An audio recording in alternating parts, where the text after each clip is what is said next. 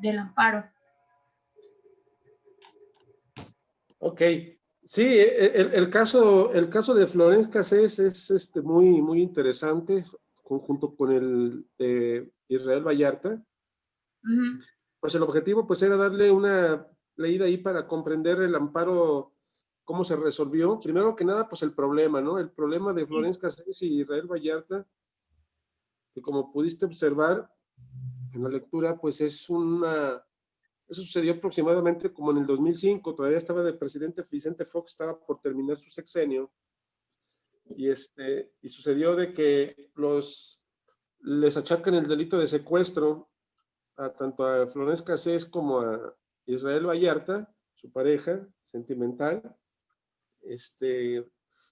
y esto ocasiona que supuestamente los captura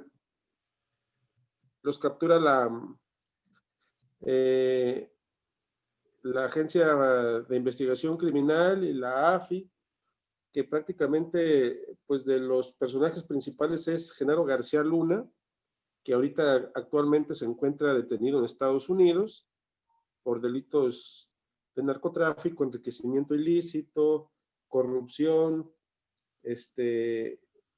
delitos contra la salud a grandes rasgos en Estados Unidos por el trasiego de la droga, etcétera, ¿no? Es decir, pues tengo un personaje, Genaro García Luna, junto con Luis Cárdenas Palomino, que también fue el que lo torturó ante las cámaras a Vallarta y después de. Entonces, todo indica que los torturan psicológicamente y físicamente y hacen un montaje para grabar la captura. Supuestamente que ya los habían capturado y volvieron a grabar todo para que la televisión llegara, grabara, tuvieran rating todos y que pues todos se pararan el cuello de que una muy buena detención de una peligrosísima banda de delincuentes, una francesa y un sujeto nada más, los peligrosísimos, ¿no? Entonces se los llevan, hacen el montaje un día después de inclusive de la captura, lo entrevistan en la televisión a los dos, sabiendo que ya no era el acto original.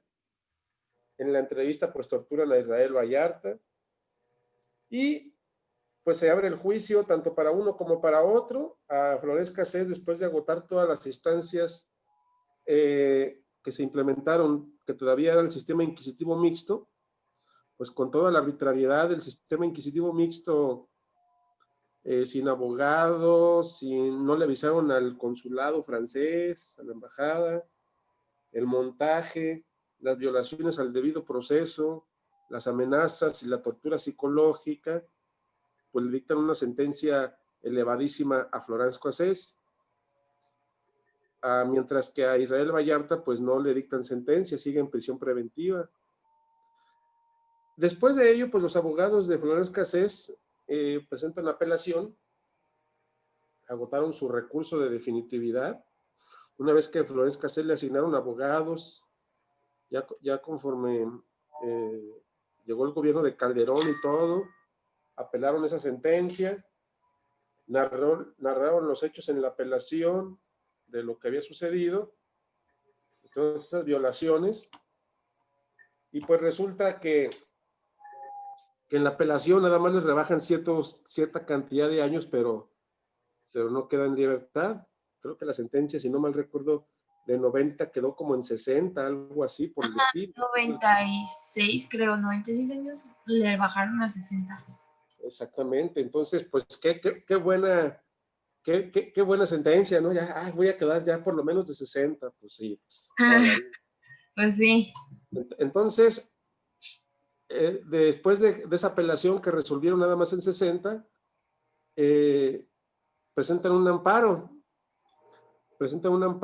ya más adelante contra esa sentencia, contra la apelación, contra todo lo actuado, y presentan un amparo. Ya para ese entonces ya estaba entrando en vigor el nuevo sistema acusatorio y pues ya estaba implementándose lo que es la reforma del amparo, la reforma del 2011, en lo que respecta a complementar derechos humanos en lo que es la ley de amparo, para que vaya de la mano con el sistema penal, que por ejemplo, pues lo tocábamos en los puntos que veíamos la clase pasada sobre el sistema acusatorio y oral en el apartado B, ¿no? Que eso fue también de lo que se reformó, esas violaciones en materia penal. Presentan su amparo, el directo obviamente, porque es una sentencia, es una apelación ya en sentencia, y contra todo lo actuado, ¿no?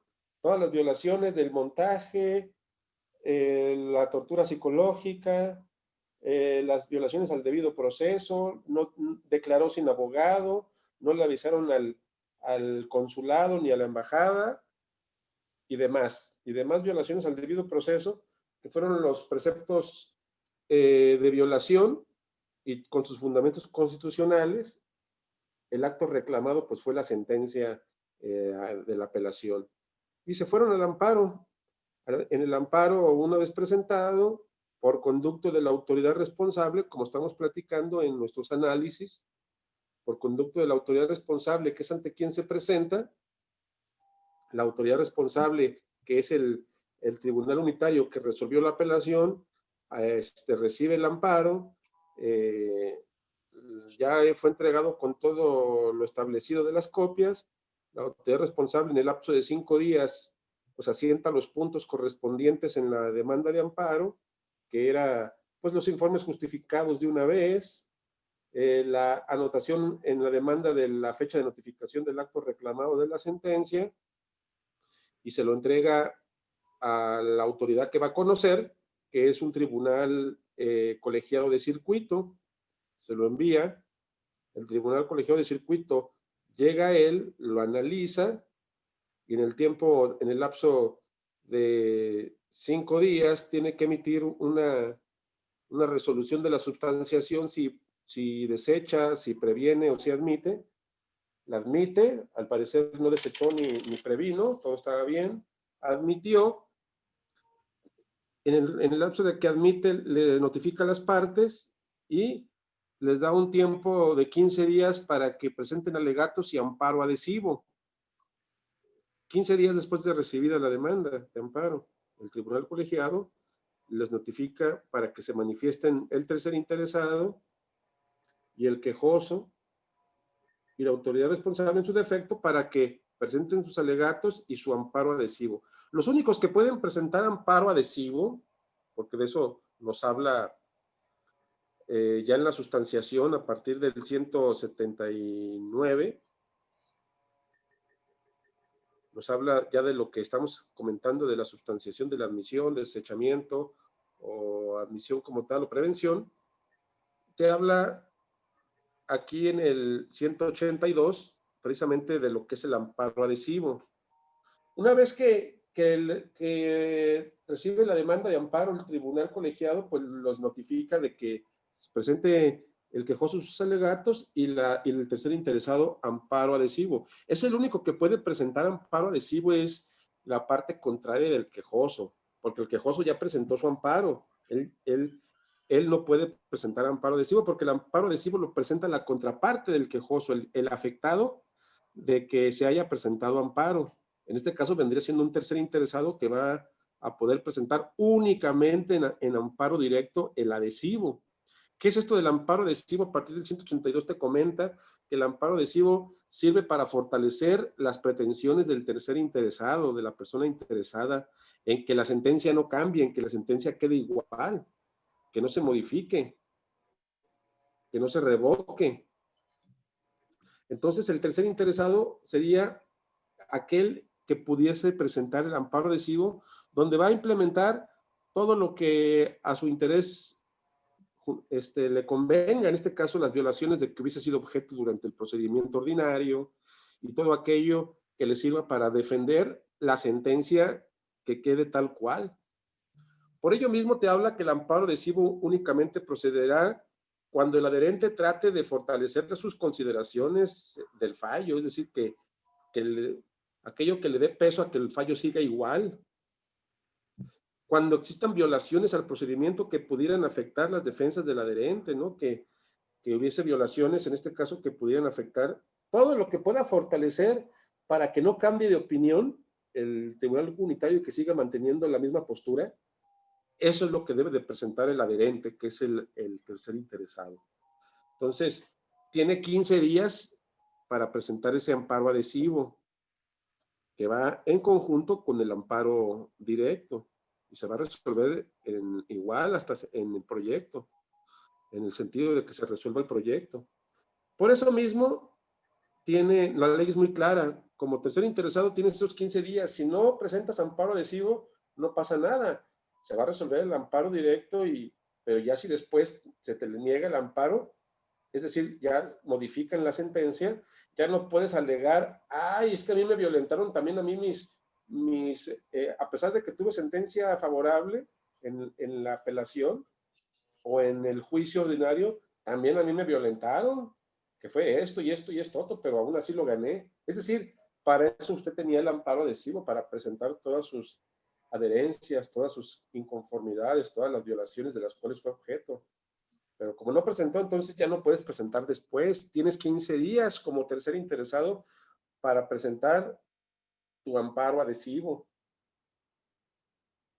Una vez que reciben el amparo adhesivo, los alegatos, si es que lo presentan las partes, el tribunal colegiado pues recibió la demanda y la turna el magistrado, el presidente del tribunal, la turna a un ponente magistrado para que en un término de 90 días pues resuelva mediante un proyecto de resolución una postura sobre el caso.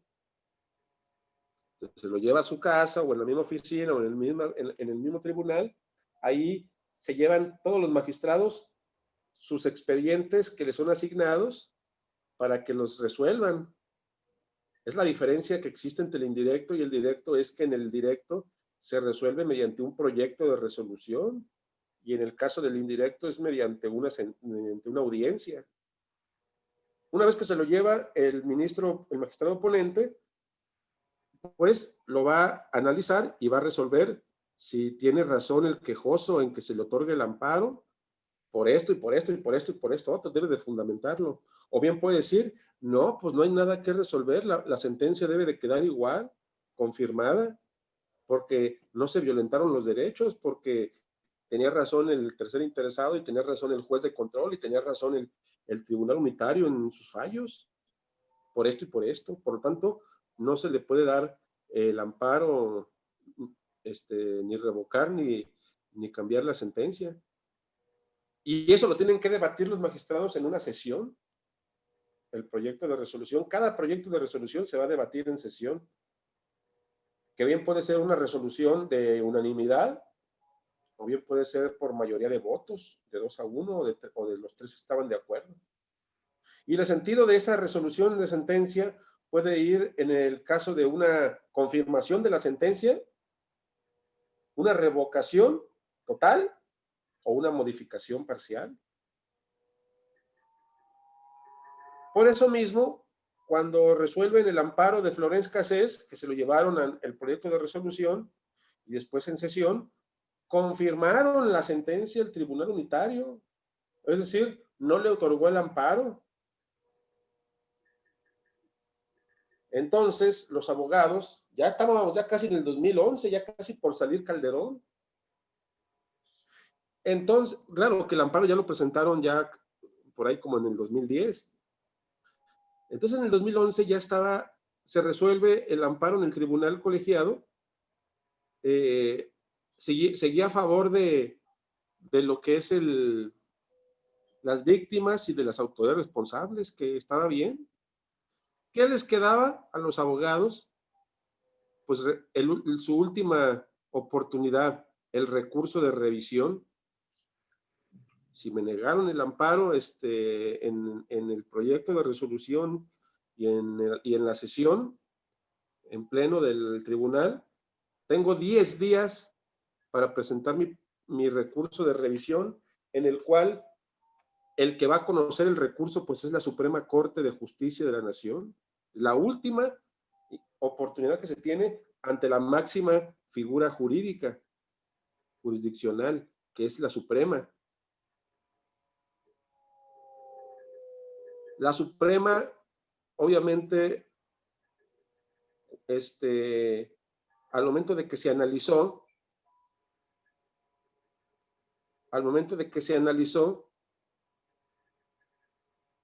y que se estudió el caso,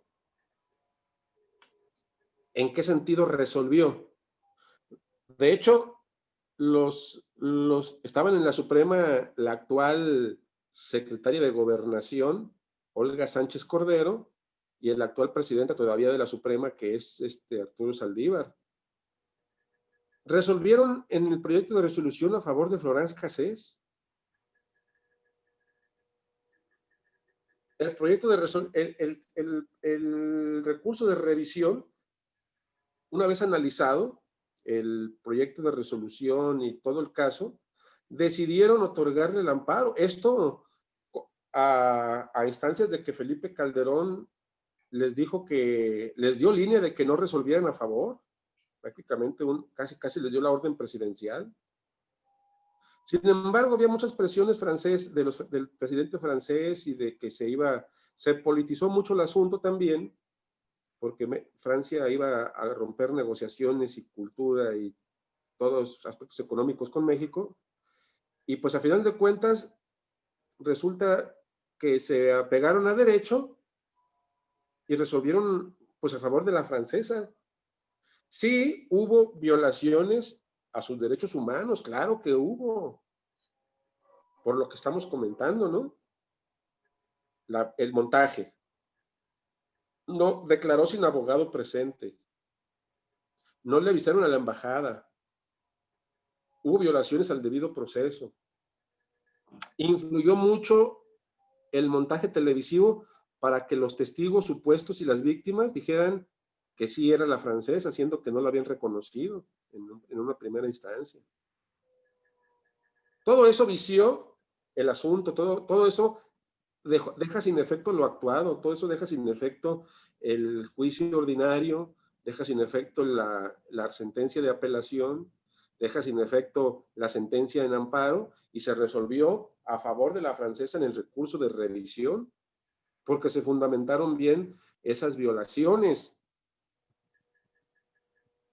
Obviamente, en cuanto le otorgan la libertad inmediata, pues sale protegida por el mismo consulado y autoridades mexicanas hacia el aeropuerto y vámonos para Francia de forma inmediata antes de que pase algo que solamente puede pasar en México, ¿no?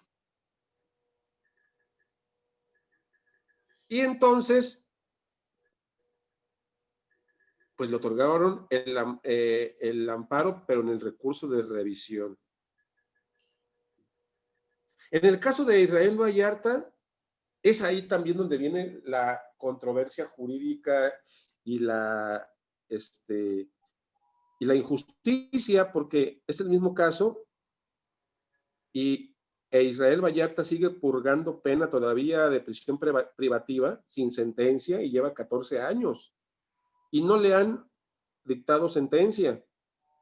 Al contrario, ha sido torturado en el gobierno foxista, calderonista y peñista.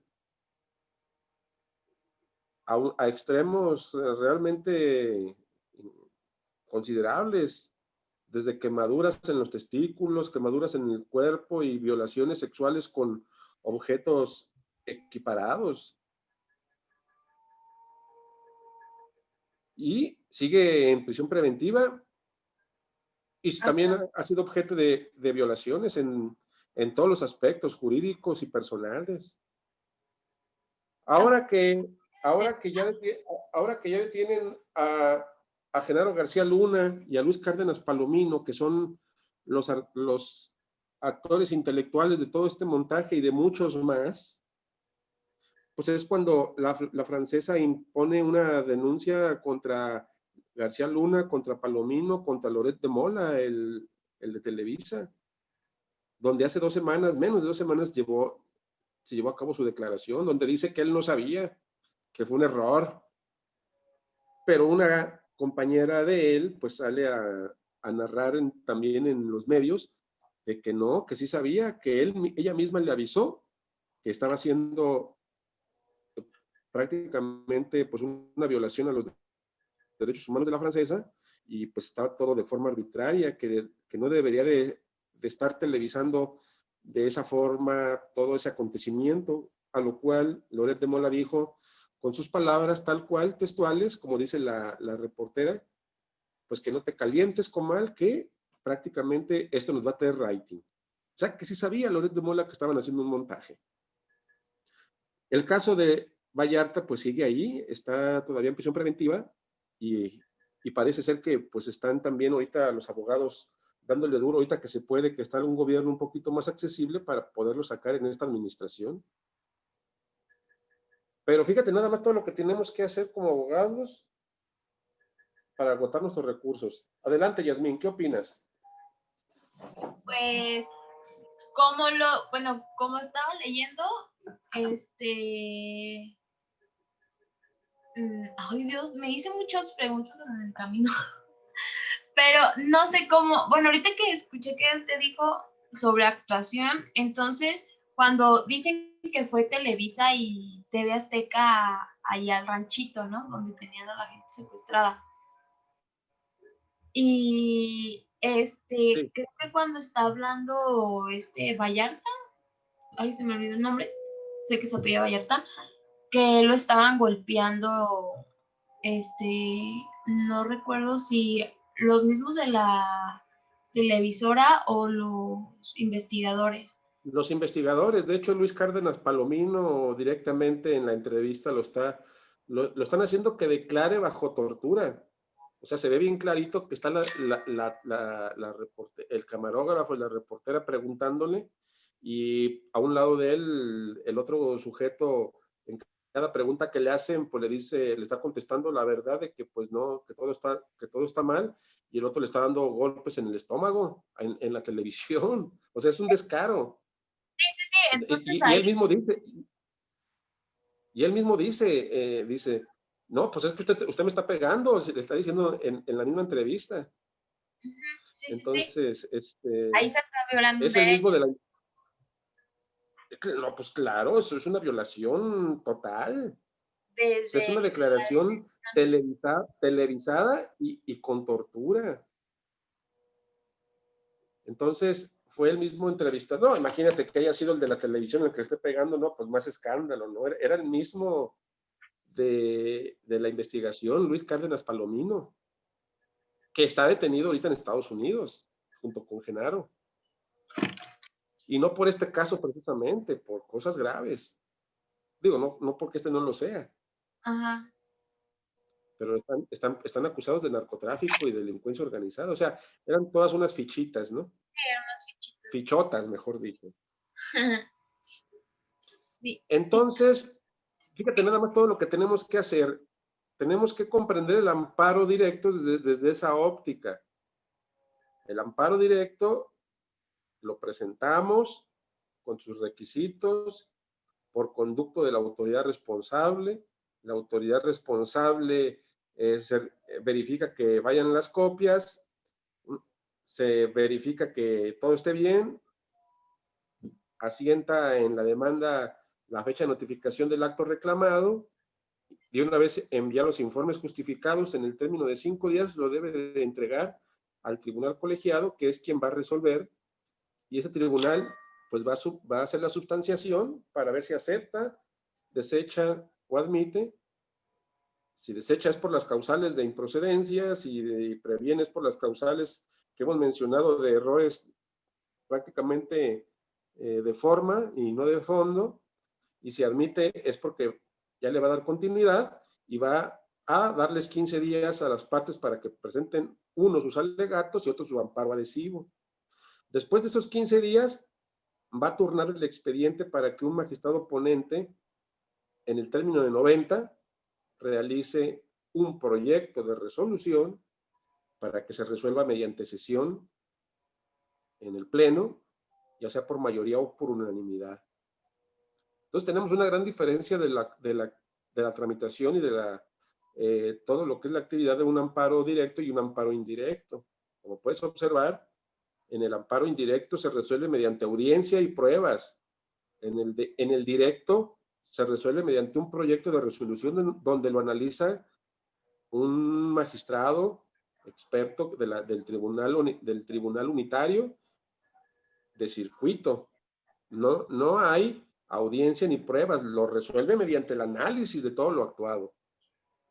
Y aún así, se tiene todavía el recurso, tanto en uno como en otro amparo, el directo y el indirecto, acudir a un recurso de revisión, si es que todavía seguimos creyendo de que nos están violentando nuestros derechos, como el caso de Florence Cassés.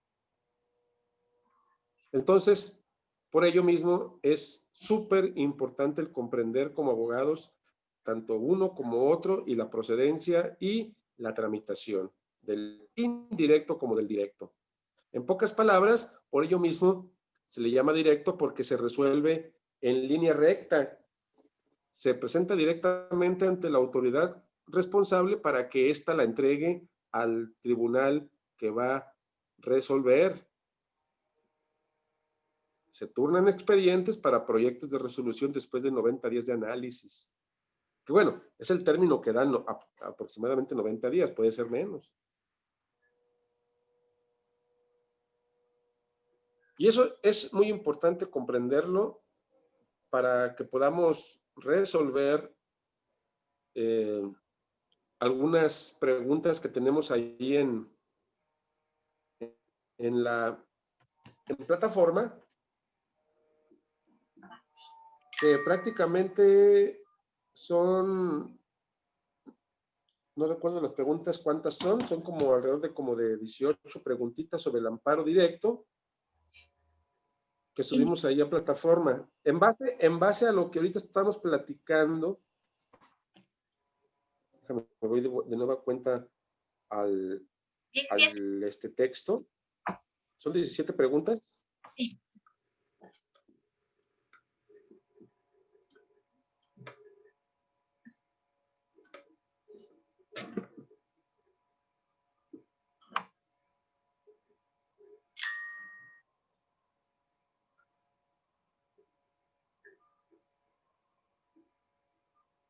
Ok, en base a esto, pues, si nos vamos al amparo, digo, la ley, estamos en el amparo directo que lo encuentras a partir del 170, de lo que hemos platicado, la procedencia, cuándo procede,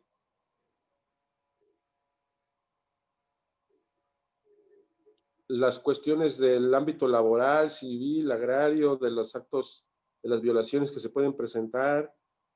En el caso del sistema de justicia penal mixto, en el apartado A, y nos vamos a centrar prácticamente en el apartado B porque ya nos encontramos en el sistema de justicia penal acusatorio y oral. Ahí vienen los supuestos de violación que pueden ser objeto en materia penal en el nuevo sistema. Viene lo que es la demanda, los requisitos, en el caso del directo, que son los mismos, salvo uno, que es la diferencia con el indirecto, que lo platicábamos. Viene lo que es lo que debe de realizar la autoridad responsable en el 178, precisamente de lo que son 1, 2, 3 puntitos que debe de considerar la autoridad responsable cuando envía esa demanda ante el órgano jurisdiccional que va a conocer, es el tribunal colegiado, para pasar a la sustanciación, que ya es la actividad del tribunal colegiado, ¿no? ¿Qué es lo que platicábamos ahorita? Que puede admitir, puede desechar o puede prevenir, que también te habla sobre el caso de que te lo provenga, cuánto lapso tiene para subsanar, el amparo adhesivo a partir del 182, la procedencia del amparo adhesivo, quién lo presenta y por qué, y en qué supuestos.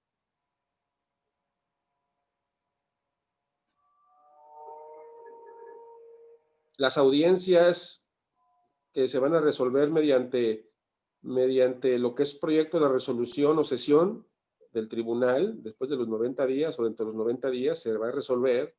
De todo eso te habla 184, 185, 186, 187, 188, lo que te platiqué precisamente del proyecto de resolución y cómo se resuelve mediante sesión en pleno y que bien puede ser que se modifique, que se revoque o que se confirme la sentencia, y se tendrá como elemento final, por decirlo así, el recurso de revisión hasta el 189. Es decir, las preguntas las vas a contestar desde el 170 al 189, que es de donde vienen las respuestas. ¿Ok? Ok.